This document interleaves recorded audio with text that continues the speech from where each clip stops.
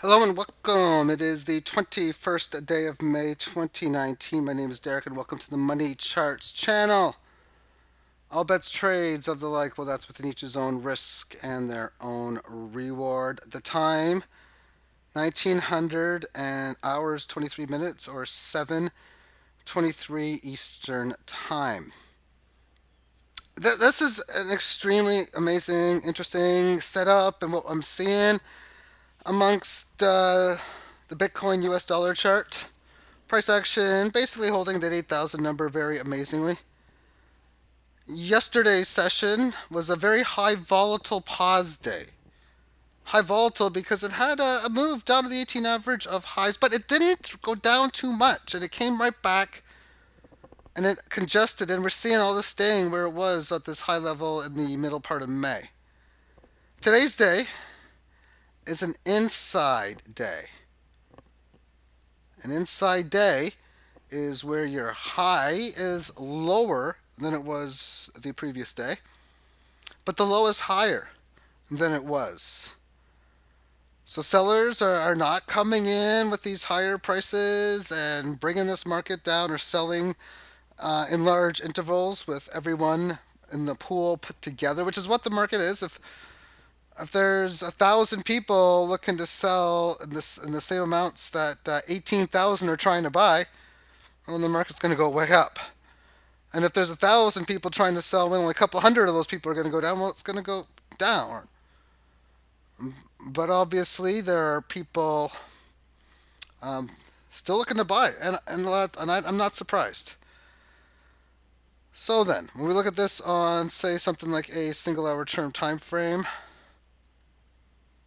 it's within this sideways range, still within it, strengthening this level of resistance. But for Bitcoin, I'm going to finish it off with the weekly chart, and it's a productive week still so far, and I like the odds probability for be a much higher chance to go above 98.14 or below 63.40, which are above or below the line within it. And again, whatever you decide to do or bet within it, well, that's your own risk, your own reward. If you make a bet on that exact same proposition and you win, well, then you're going to collect the winnings. Congratulations. And if you lose, you're going to pay the man, because that's the world of gambling. You win, you expect to get paid, and you lose, you are paying the man or the woman or whoever it is that you are paying your debt to. Okay, let's move on to DGB next. On the weekly term time frame, not much of a week going on. It's still well below the 18, still has a long ways to go to move into this correctionary phase. Of course, failed breakout. There's been a fast move lower since. The level of support here is definitely noticeable to a decent amount from where the key level of support was prior, in and around 232. Nothing too exciting here. Daily term time frame. It made a move up to this high on May the 15th, and about 5 days or so grinding lower, but most importantly, holding the 18 average of lows, enough to flatten out that band. Again, more importantly, having a higher low to this previous one. And today's session is an attempt to break above it and a match of this previous high in here. This high came in at 193. Right now the high's in at 192, so 1 basis point below. That's a matching high, which thus strengthens that 192, 193 level now. And when you have a move like this, first, when you have this rally here, it's all about holding that 18 average of lows, which it did, which is always a higher low. Then when you do it again, well, now that you've flattened the band out, you want to work towards having the 18 average rise, and in a rising 18 average of lows is always going to be support. But this, to me, looks like the general key area. After coming down here, we're now on the short term, we're going to want to see it hold. So let's take a look at the short term. There we can see on the 4-hour term time frame that amazing break. This is the area that I'd like to, in the general area in here, I want to see it hold and stay above. It's below it now, but we'll see if it's able to do just that, hold and stay above it. If it is, then that's good signs moving forward, of course, because just looking at like how just adjusting to the message of the market. If it's able over the next, say, 5, 6, 7 periods to get above this, maybe resist between 183 and its established high at the low 190s, but most importantly, hold and support this area here for several periods. That's just amazing setup. The 18 would start to barely rise again higher, which yeah, that's something that would be really cool. But again, the market's going to do what it's going to do, and I can only react to the situation. And I'll get to this 1 minute very soon, but 1 hour time frame, there's a big move. Already retracing large down at 171, but it was again at 192, so that was a pretty big move. 5 minute term time frame, straight up, straight down, and this is where I'm thankful that the transfer fees was really fast for the timeline here, and this has been going nothing but straight down since. But I let's first show you the first event was me going for the top of the hour, 1800 hours. This is when I concluded the last video. That is when I uploaded it, and then I went to have dinner. Then after dinner was completed, it was about 38 minutes after the hour. So it would have been around here.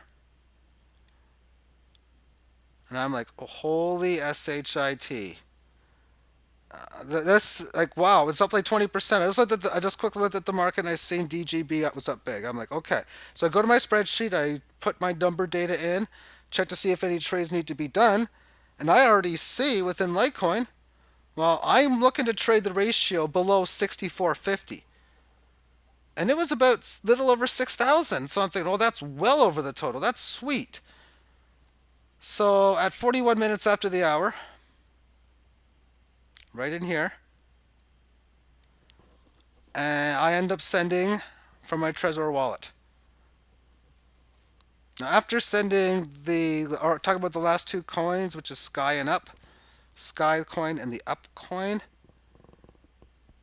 then, I mean, those were like instant. I mean, this is fast, but thankfully it was fast enough.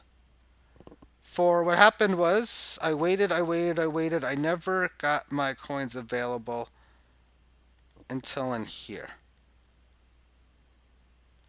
At the time, the price action had the ask at 190 and the bid at 188.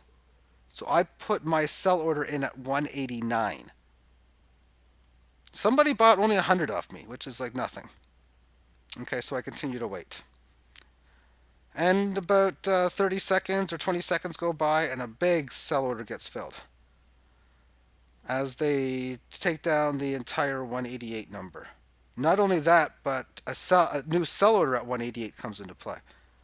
So it takes me in total time about 5 seconds, if not less, to delete my sell order, sell the market price at 187, and then go to the LITECOIN exchange, buy me some Litecoin, send it to my hardware wallet, put it into my spreadsheet, the last trade, do what I need to do, and it was done.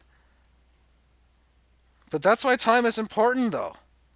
Because you could be like seeing right here, oh, it's good. Next thing you know, you're right down here, and it's like, oh man, I need to sell at like 182 or higher, and then you're just hoping that you don't have to send the coins back because the play's over.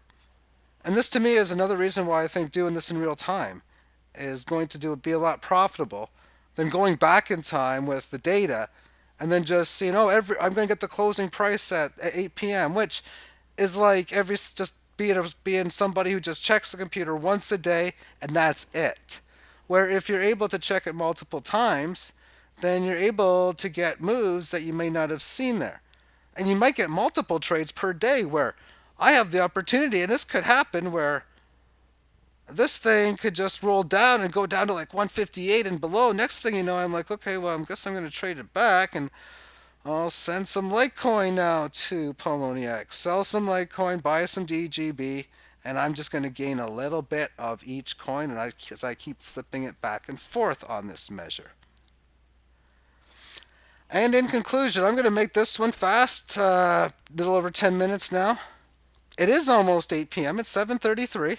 So I guess if I was to just come at 8 o'clock, I would say, oh, goes at 315, and I would have been like, nope, I can't trade because I need this to go to at least minimum 325.